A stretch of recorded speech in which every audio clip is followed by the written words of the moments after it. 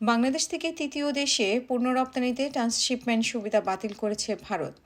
তবে তা বিশ্ব বাণিজ্য সংস্থার নিয়ম অনুযায়ী সদস্য দেশগুলোর মধ্যে ট্রানজিট সুবিধা উন্মুক্ত থাকতে হবে। বাংলাদেশ ও ভারত উভয়ই এই সংগঠনের সদস্য, ফলে ভারতের এমন পদক্ষেপ নিয়ে প্রশ্ন উঠতে পারে। ভারতের সরকারি ওই সার্কুলারে বলা হয়েছে, স্থল বন্দর ও বিমানগামী ভারতীয় স্থল কাস্টমস স্টেশনে ব্যবহার করে বাংলাদেশি পণ্যবাহী কার্গোকে পণ্য পরিবহন করতে দেওয়া হবে না। সরকার এরই মধ্যে ট্রান্সশিপমেন্ট সুবিধা বাতিল করেছে। এর আগে বাংলাদেশকে দেয়া এই সুবিধা প্রত্যাহারের জন্য ভারতের রপ্তানিকারকরা, বিশেষ করে তৈরি পোশাকের রপ্তানিকারকরা সরকারের প্রতি অনুরোধ জানিয়েছিল।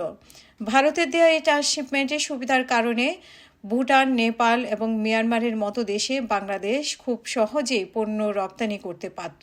2020 সালের জুনে বাংলাদেশকে এই সুবিধা দেয় ভারত।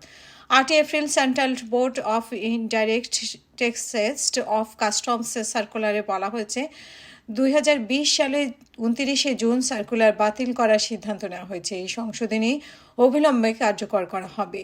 এরই মধ্যে যেসব পণ্যবাহী কার্গো ভারতে প্রবেশ করেছে তাদেরকে ওই সার্কুলারে দেয়া প্রক্রিয়ার অধীনে ভারতীয় অঞ্চল থেকে বেরিয়ে যেতে দেওয়া হবে।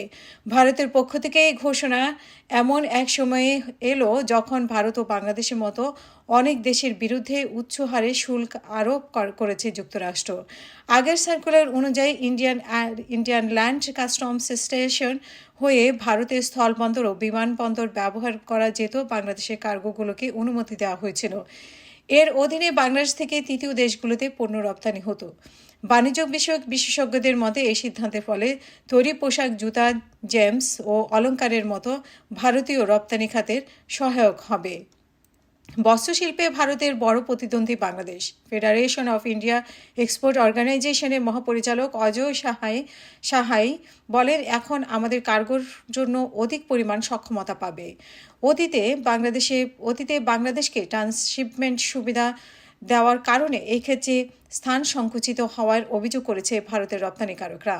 ওদিকে তৈরি পোশাকের রপ্তানিকারকদের সংগঠন APC বাংলাদেশকে দেওয়ার সুবিধা স্থগিত করার আহ্বানে আগেই সরকারের কাছে জানিয়েছিল, কারণ ওই সুবিধার মধ্য দিয়ে দিল্লি এয়ার কার্গো কমপ্লেক্সের মাধ্যমে তৃতীয় দেশে বাংলাদেশের রপ্তানি বিষয়ক কার্গোকে অনুমোদন দেওয়া হয়েছিল।